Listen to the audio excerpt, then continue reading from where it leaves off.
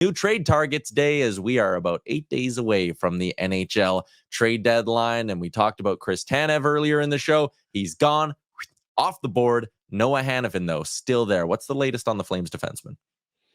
Well, as mentioned, the Flames can now focus almost solely and completely on Hanifin, and it's going to require a ton of attention and effort because right now, Noah Hanifin essentially is holding the Calgary Flames hostage. What does that mean? How could that possibly be the case? Officially, he only has an 8-team no trade list. So theoretically, the Flames could trade him to any of the other 23 teams that aren't on his no list. The problem is because he's a pending unrestricted free agent, he's flexed a little bit of muscle here, and he's provided Calgary with some of his preferred destinations. And more than that, other teams that are potential suitors, all the Hanifin camp has to do is whisper to them, we're not re-signing here long-term. And that's essentially what's happened here. So there's a list of preferred destinations where he would consider signing long-term. There's a very small list, if any, that would consider him in a pure rental fashion. And who exactly is on that list for Hanifin? I can tell you that I've confirmed that the 2 teams in Florida are most definitely on the list, Tampa Bay and the Florida Panthers. Outside of that, it's some speculation and guesswork, but I would say that some of the other teams on Hanifin's preferred destination list include Vegas, Los Angeles, and Boston. Now, here's the problem tying a bunch of those teams together, including Boston and the 2 teams in Florida. They don't have first-round picks. And Florida and Tampa specifically don't have first-round picks until 2026. So what the Flames are dealing with is a limited market here, where as part of the acquisition cost, an acquiring team also would then likely need to sign him to an extension, which further limits the acquisition cost and few assets. All I'm telling you is the Flames are going to get for Noah Hanifin, or should, more than they got for Chris Tanev. My question is, how much more and how much of a grind will this be over the next 8 days? So if you're a Flames fan who is disappointed in the return for Tanev, giddy up is what you're saying? I would say instead, judge Craig Conroy when it's all said and done on the totality return package for 5 pending unrestricted free agents: Toffoli, Zadorov, Lindholm, Hanifin, and Tanev. And then we can talk. Interesting. So Chris Tanev out of your top 10. Obviously, someone's got to take that spot. And the name is, drum roll, Shawn Walker in Philadelphia. Frank, he is up to number 2. Certainly looking more likely than not he's on the move, correct? Yeah, I mean, look, the Flyers have been engaged in what I would call substantive negotiations with Walker and Nick Seeler's camp over the last couple weeks. And I think they've been scared away by the ask.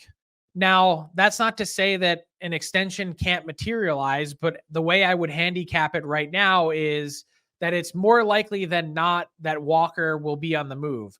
Sealer's a bit of a wild card because I think his number was maybe slightly more palatable, but some of the early indications seem to indicate that Walker was looking for somewhere in the neighborhood of $5 million a year on an extension that was multiple years, 3 or 4 years, whatever it might be.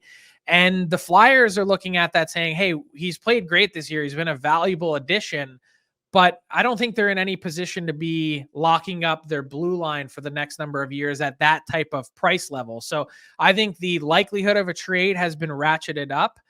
The only thing the Flyers are trying to juggle between now and then is, which I don't think they'll get lost in because it's all about the long view, but Rasmus Ristolainen is out, as well as Jamie Drysdale, for the next few weeks. So if you were to potentially trade Walker and or Sealer between now and the deadline, you're talking about potentially cutting off completely your team's playoff chances. And the Flyers could drop like a rock in the standings. So that's why they're pretty considerate when it comes to what happens next. The Flyers, I think, are looking for a second-round pick, probably a package not all that different than Tanev, and he is significantly younger than Tanev, so certainly within the realm of possibility. But keep an eye on Walker as we get closer to next Friday. Interesting. Let's move along to the forward market. Two teammates within your top five are Riley Smith and Jay Gensel, but they've played a friendly little game of leapfrog here. Frank, why do you have Riley Smith ahead of Gensel on this list? Because sources indicate the Pittsburgh Penguins have received more interest and more teams interested so far in Riley Smith than Jake Gensel. Surprised? Maybe you shouldn't be. It's not because of Gensel's injury. It's just because Smith is not a rental. He has 1 year left on his deal next year at $5 million, and he hasn't been a fit in Pittsburgh. Let's not get this twisted, but he is someone that was a huge playoff contributor to the Vegas Golden Knights last year, and someone that I think a lot of teams believe that they could rehab, particularly if the Pittsburgh Penguins are willing to retain half on Smith to juice a return. So maybe that opens up a door that they get a haul for Smith and maybe roll the dice and keep Gensel. I'd still be surprised if that's the case, but the Gensel transaction isn't necessarily cut and dry either. They should be asking for an absolute haul for him because of him being the most impactful forward on our board, north of a point per game in 4 of the last 5 seasons. So all that to say, Smith is certainly in demand from the Penguins, and they're in a spot now in the standings where they probably can't ignore some of those calls. Another set of teammates in your top 10, Nick Dowd and Anthony Mantha in Washington. This has the potential to be a very busy deadline for Capitals GM Brian McClellan. What's the market like for a guy like Dowd? I think we get the sense it's pretty strong. And then also Mantha, who is a bit of an interesting case. He is. And what I would say about the Caps in general before we continue is my understanding is they really haven't engaged with teams on trade discussions yet because they're trying to put the pedal down and make the playoffs. And they're really not far off. You know, I think eye test wise, we look at the Caps and not very many have taken them seriously this season based on the way that it's unfolded. Although they've been markedly better under Spencer Carberry, who is unquestionably a really good coach. They are currently 6 points back of the Flyers with 2 games in hand. So they're not in full sell mode, but there's a ton of possibilities on this Caps team to move. Strong interest in Nick Dowd, who's expected to be back in the next couple days here. He's been out since February 20th. Mantha is having his best season in 5 years. He's a pending UFA, a big body guy who's certainly has tons of talent, but his work ethic and compete has been called into question among scouts and managers. You've got Joel Edmondson, an insurance piece on the back end.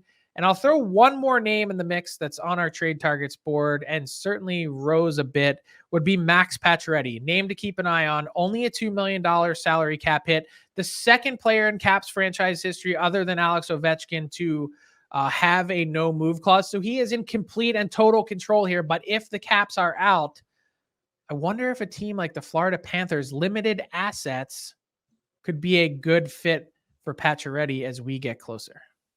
And that cap hit being chopped in half by the Caps and only being 1 million would be very enticing for a guy like Pacioretty. Lastly, Frank, I'll tell you what, though, the Cats, by the way, the Florida Panthers are certainly working the phones.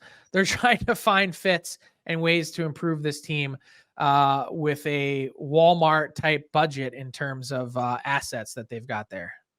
Always an interesting challenge this time of year for a team like Florida, who a couple years ago, Giroux went all in, and now you kind of sit there and it's like, oh God, in 2022, when you go and go, we're trading our 2025, our 2026 first rounders. It's like, oh, those are so far away. Who cares? And you get to this point, it's like, oh crap, we have nothing to spend. Another guy having a great year, Frank Vatrano, on pace for 37 goals and music to GM's ears. Frank, he comes with term and a pretty good cap hit as well. Is the market starting to heat up on this guy? It is, and certainly some eyebrows raised on Wednesday. Ducks GM Pat Verbeek in the building at Madison Square Garden. Frank Vatrano, previously of the New York Rangers, they liked the fit there.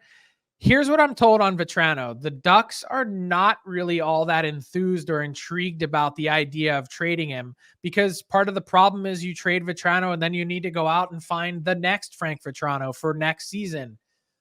But they also recognize that at this juncture with Vatrano's cap hit at just $3.65 million for next year, he's close to touching 30 goals for the first time in his career. That's extraordinary value and way more valuable for contending teams in the hunt than it is to a team like Anaheim, given where they are in the standings. So they may be forced into making a Vatrano trade with an offer that they can't refuse. And I would keep the Rangers on the list of those teams that have certainly been in pursuit of Vatrano.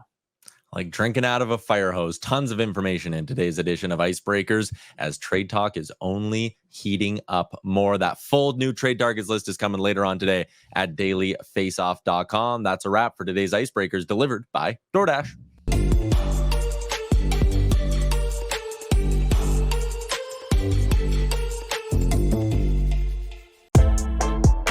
What's up, hockey fans? If you enjoyed that video, then you need to be hitting the subscribe button right here at Daily Faceoff. Exclusive interviews and analysis from our hockey insider Frank Seravalli, fantasy updates from Brock Sagan, and a daily live show at noon Eastern, Monday through Friday. You don't want to miss any of the fantastic content, so hit that subscribe button.